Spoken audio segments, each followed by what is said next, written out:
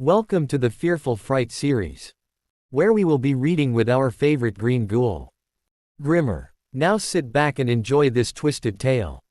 Today our story is called Mr. Wicker's Bad Day. Arthur Wicker woke up annoyed. That wasn't unusual.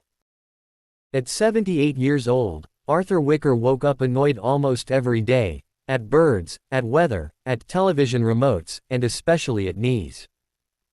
But this morning, he woke up annoyed at his left hand. Because it was not attached to him. It was lying on the floor beside the bed. Arthur stared at it for a full 10 seconds. Huh, he said. He leaned down, picked it up, brushed some dust off the knuckles, and pushed it back onto his wrist like fitting a lid onto a jar. It made a soft plop sound. He wiggled his fingers. They worked. Cheap mattress, he muttered. Must have slept wrong. And with that, Arthur shuffled toward the kitchen to make toast. Arthur lived alone in a small, crooked house on the edge of the town of Barlow's Ridge, a place where nothing exciting had happened since 1986, when a raccoon stole the mayor's toupee during a parade. Arthur liked it that way. He didn't like change. So when his left ear fell into his cereal bowl 10 minutes later, he frowned. I don't remember adding raisins. He fished it out with a spoon, rinsed it in the sink, and pressed it back onto the side of his head.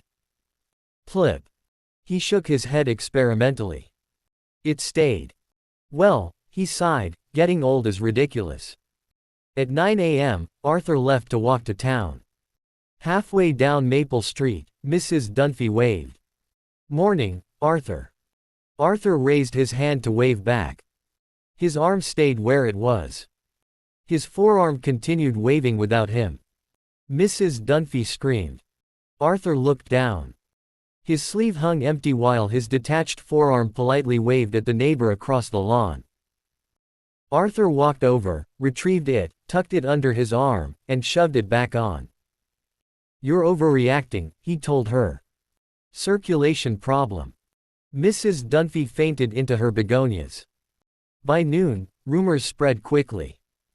Arthur, unaware of this, sat at the diner eating soup while his foot sat 2 booths away. Harold, the waitress whispered, his shoe is still walking. Sure enough, Arthur's left shoe tapped across the tile floor, bumped a chair, and patiently waited at the counter. Arthur noticed eventually. Oh good, there you are, he said, hopping over and reattaching it. The entire diner stared in silence. Arthur slurped soup. The sheriff arrived. Sheriff Dalton was not a brave man, but paperwork bothered him more than fear. Arthur, he said carefully, are you feeling all right today? Arthur shrugged. His shoulder slid off and hit the floor. He picked it up and set it back into place. I've had worse Mondays. Sheriff Dalton slowly backed toward the door. Arthur, when's the last time you visited a doctor? Arthur thought. 1972. Man told me to stop eating canned beans. Never trusted him after that. By late afternoon, children followed Arthur around town at a safe distance. He lost 2 fingers while buying stamps. A kneecap rolled down the post office steps. His hat remained floating 3 inches above his head for an entire block before settling again. Arthur remained mildly irritated, but not concerned. Humidity, he explained to no one in particular. At sunset, the town gathered outside his house. No one wanted to say it out loud. But everyone was thinking it. Arthur Wicker should not be functioning. Mrs. Dunphy clutched a casserole dish like a shield. We should tell him. Sheriff Dalton shook his head. You tell him. No, you. You're closer friends. I've only borrowed sugar twice. Meanwhile inside. Arthur's torso had just slid off his legs while he tried to put on slippers.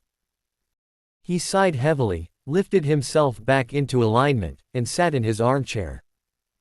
Bodies falling apart, he grumbled. The grandfather clock chimed. Midnight. And for the first time that day, Arthur heard something. A second ticking. Not from the clock. From behind him. Slow. Patient. Waiting. He turned. Standing in the hallway was a man in a black suit holding a clipboard. Arthur squinted. You selling insurance? The man tilted his head. Arthur Wicker. Yes. The man checked the paper. You died 3 days ago. Arthur paused. He laughed. Don't be ridiculous. I just had soup. The man walked closer.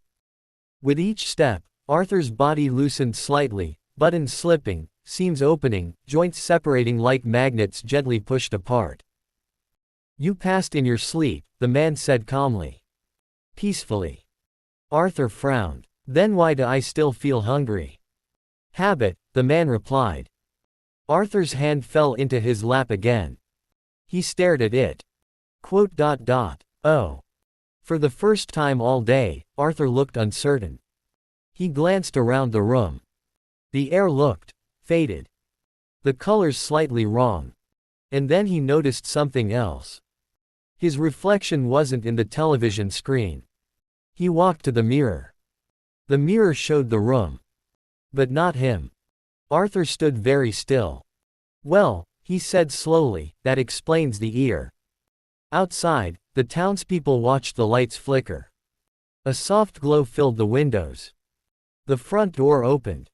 Arthur stepped out, fully intact now. No pieces falling. No wobbling.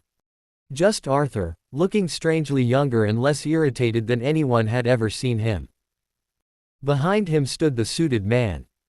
Arthur looked at the crowd. You all look terrified, he said.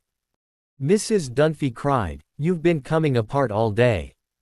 Arthur nodded. Yes, turns out I've been dead all week. The crowd collectively gasped. Arthur shrugged. Honestly, not much different. Sheriff Dalton blinked. You mean you didn't know? Arthur shook his head. I just thought retirement was finally getting to me. The suited man checked his watch. Ready. Arthur looked at his house. Then at the town. Then at his own hands. They feel better than they have in 20 years, he admitted. He smiled faintly. But first. He turned to the crowd. Anyone want my lawnmower? I won't be needing it. Arthur walked down the path beside the suited man. Halfway to the end of the road, he stopped. Oh, he said. One more thing. He removed his head. The townspeople screamed. He tucked it back on. Just checking. Then he continued walking. With each step, he faded slightly, like fog lifting from morning grass. Until finally.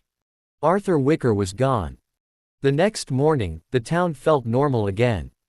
Mostly.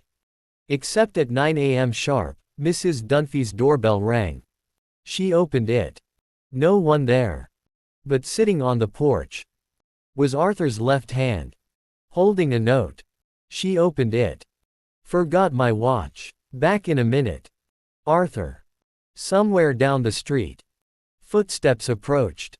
Very slowly. Very patiently. Because Arthur Wicker, it seemed, still wasn't entirely used to being dead.